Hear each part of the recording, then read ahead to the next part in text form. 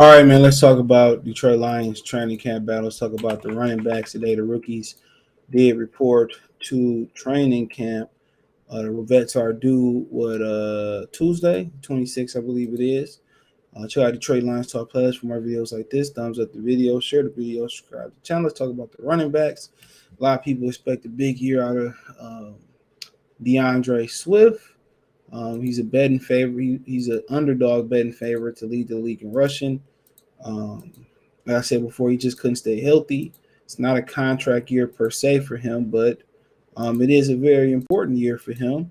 But you got Greg Bill, a rookie from San Diego State on the roster, Godwin and Ibuki, who flashed some last year. He was converted DB to running back. Jamar Jefferson, second-year player out of Oregon State. Craig Reynolds, first year out of Kutztown. DeAndre Swift going into his third year. Jamal Williams going into his sixth year. In my opinion, I'm not going to hold you up. I think it's Craig Reynolds' job to be the lead back. That's what I believe.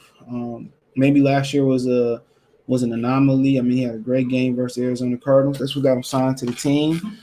And one of the reasons I like Craig Reynolds, um, it's his power, nice speed. Like, he got a burst. And maybe he had a burst because he wasn't all beat up from the regular season. He was a freshman running back last year who was on the practice squad who, didn't really get banged up through the season like Jamal Williams. And Williams was pretty good last year. It's just that he's one of those backs, kind of like Craig Reynolds and DeAndre Swift. The more and more they get the ball, the more and more they get a rhythm, it's the harder they run throughout the game. So I just think they need to stick to one consistent back, and then sprinkle in the other backs in there. And they did do that with DeAndre Swift. In the Cleveland game, the Pittsburgh game, they got a heavy dive to him. He was the guy. He was going to be the guy. And he responded well until he got injured. So they got to let one of these dudes get in the rhythm. And either if we're going to go with DeAndre Swift earlier in the season, then we're going to give him a rest, and then we're going to change paces with Craig Reynolds or Jamal Williams. That's what it should be. But, DeAndre Swift is the perfect complementary back, though. When you look at his speed on this roster, his ability to catch the ball, he's the perfect scat back. Line him up in the slot a little bit, put him on end of rounds, put him in the screen game. That's what he do, But then again, he had games like he had versus, I think, Cleveland and Pittsburgh, and where he showed you that he looked like a real deal running back that can be a stud in this league. I don't think he the fastest out there at 5'9" and 2008, but he does a great job, when healthy, running in between the tackles and getting those tough yards. And the issue with him has been they want to show him the difference between being injured, and playing injured and being hurt. When you hurt, you can't play injured. But you got to remember Curtis, shout out to the legendary Curtis Martin, Hall of Famer, said he had that conversation with Bill Parcells as well too, and he was a Hall of Famer. Bill Parcells said, "Man, if you can play, you should play, because you never know who else we put in there. You might not be able to get put in there. They might take the job." So Curtis Martin, I'm paraphrasing, heard Martin said that's why he played through so many injuries. He heard what Bill Parcells said. That I might put somebody else in there and they might run off with there. So really he the stud of the group. He the stud. And the conversation he had with the team and Deuce Staley about being injured and being hurt and playing through injuries and playing hurt and knowing the difference between being hurt and being injured and not being able to get out there and play.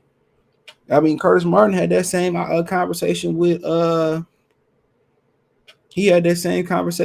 Parcells. So and also what probably kind of messed him up is when he got that concussion his rookie year, and Adrian Peterson gave him the advice about not going out there till you 100% and protecting your health, your mental health, and all of that. So that pretty much probably resonated with him, and that probably kind of was like what kind of, I won't even say confusing, what made him kind of protect himself. And Adrian Peterson probably told him, like, man, don't go out there and play if you ain't 100%. And he took that advice. And you can't knock him for it, because when his player days is over with 100,000 rushing yards and 50,000 Pro Bowl selections and 10 MVPs, when he can't think for himself or he can't feed himself, ain't a damn fan or a damn aficionado or a damn person with a pen on this topic on send DeAndre Swift no money or come put him in the shower. So, he got to protect himself. You getting that from one of the greatest, if not the greatest running back of all time, in Adrian Peterson. Come on. So who not going to listen to Adrian Peterson, who been through all that collarbones, leg injuries, head injuries? Who wouldn't? Who wouldn't? You know, you know, who shouldn't? Who wouldn't? So you got to protect yourself.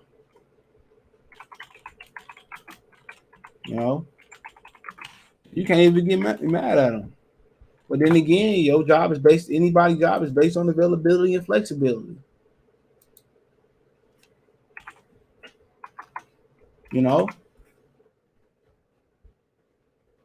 Oh, but yeah, he the stud in there. But he's his skill set says a perfect change of pace back. His speed, his ability to catch it and run routes. But his actual football game says that he gets stronger and better at the end of the games. He started popping off big runs at the end of the game, but can he sustain it? His injury, his availability history say no. He's a complimentary back. That's what it says. Look at Jamal Williams. He got banged up last year. He got banged up some last year, and at 30 years old, he haven't had the carries that a starter. He really ain't started no games, but he 30. 153 carries, 600 yards, 3.9 average, almost 4 yards to get 3 touchdowns. 6 years in the league. I think he's still a candidate to get moved. You got just too many other options back there. If I'm being honest, you just got too many other options back there with him. I think you got, but what hurts his whole depth, what makes him needed is because Ibuki can't hold on to the football. Jamar Jefferson, he's a rookie. When he did get in there, he looked good, but guess what? He couldn't hold on to the football neither. So really, what you hedge your bets on is DeAndre Swift being the guy and being durable through an additional game in 17 games, and that's not something he done in 16 games or throughout his career. Then you said if it don't work with him, then we going to Craig Reynolds, who ain't played a full season in the National Football League. You feel me? So, like I said before, you kind of need Jamal Williams because he gives your backfield some experience and a veteran feel. You're going to hold on to that rock. You can't really trust Ibuki, converted DB to running back. He looked good. He had that burst. He kind of had a hell of a burst that kind of, DeAndre Swift didn't have. He had a big burst. But then all of a sudden, man, he started fumbling.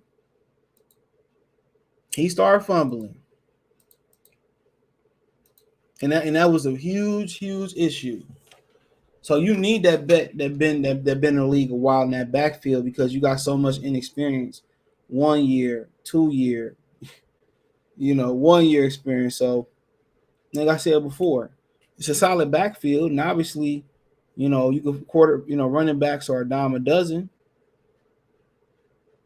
A lot of people say they are a dime a dozen, but you just like the comfort. You like the comfort. You like the comfort that Jamal Williams brings. In situations we need a yard. He gonna hold on to the ball. He gonna make a smart veteran play. And was this unit really, really strong last year?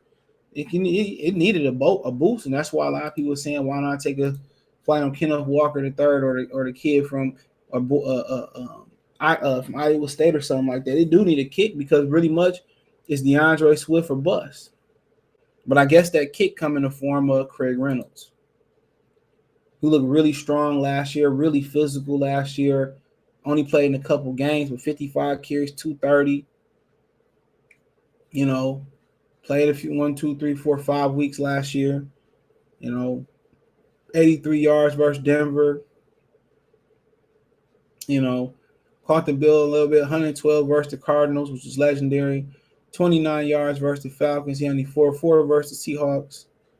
And 3, when the running backs came back. And I think they should be a heavy dive. I really think, in my opinion, I would give him the ball this year. At some point, I would give him the ball this year. I'll probably make him the starter. That's just my opinion. I like how physical he is. I mean, at 5'11", 216, he run with a good amount of power. And it really should be an open competition for this running back open. It should be.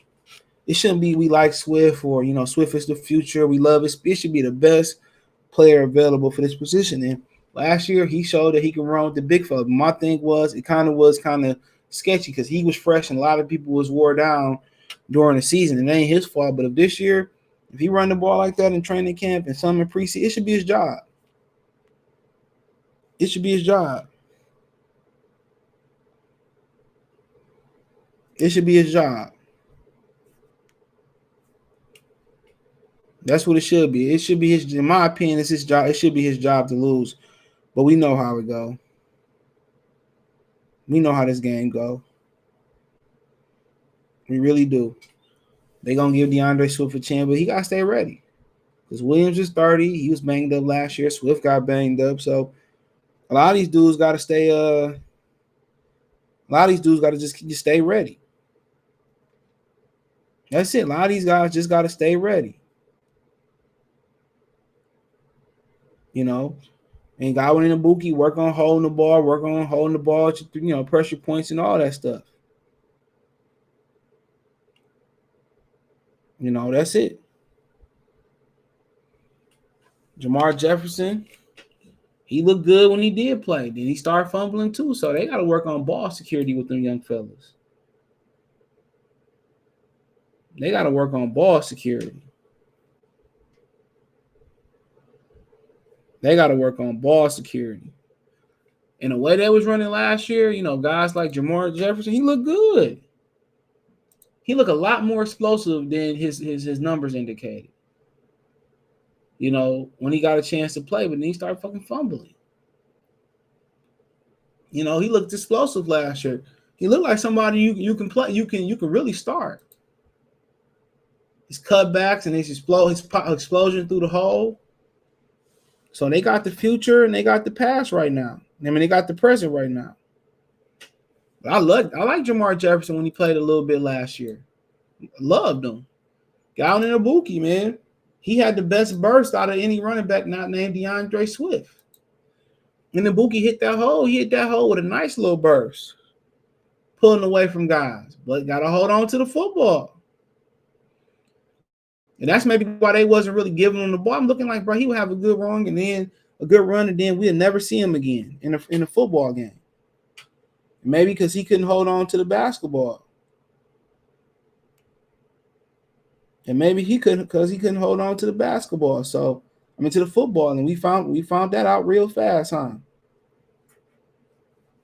We found that out real fast. So, like I said, they got a good group of running backs, man, a good group of guys.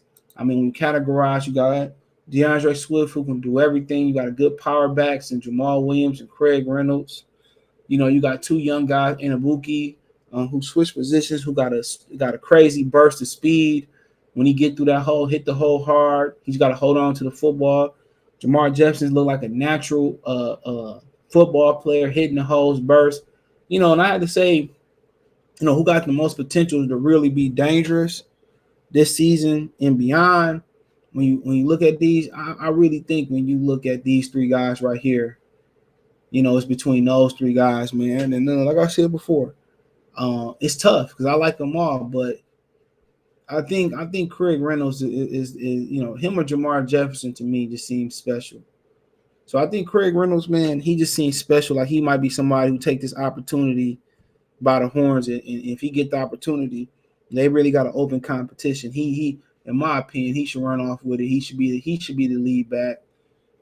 Power, speed. He got enough of everything, and DeAndre Swift play out of him. But I wouldn't sleep on Jamar Jefferson, Godwin and Ibuki. If they get hold the ball, get healthy, get experience, I love them too. So they got a lot of flavors. And love Jamal Williams, short back situation. But I really think DeAndre Swift has an opportunity to have a huge breakout year if he stay healthy, and that's if I think Craig Reynolds should be the lead back in my opinion, but but I think DeAndre Swift stay healthy. I think he 1,000 yard back this year. I mean, it is 17 games, but I think he can go beyond that. So let me know what you girls and guys think. Thumbs up the video, share the video, subscribe to the channel, subscribe button, it's the bell icon button.